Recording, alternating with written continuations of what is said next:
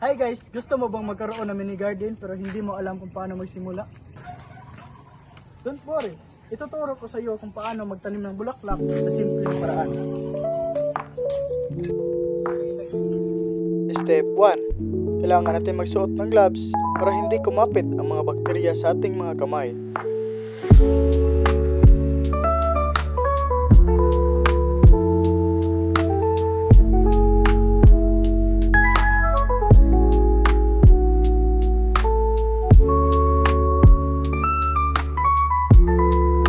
Step 2. Kailangan kang maganda ng isang pirasong paso para paglagyan ng lupa. Step 3. Mag-mix tayo ng lupa bago natin ilagay sa isang pirasong paso.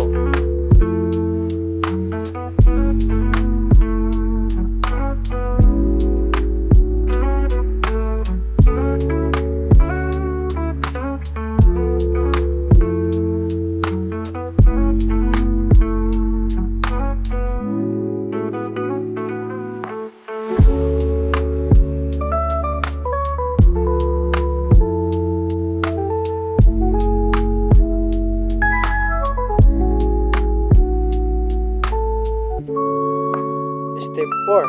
Mamili tayo ng isang halaman para ating itanim.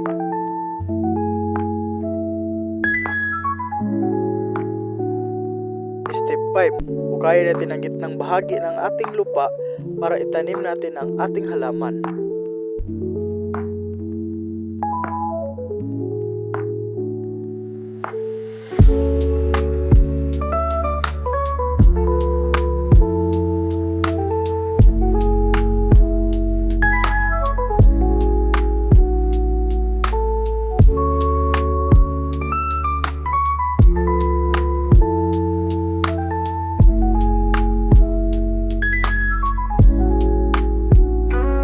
Step 6. Lipat natin sa simpleng lugar para ating diligan.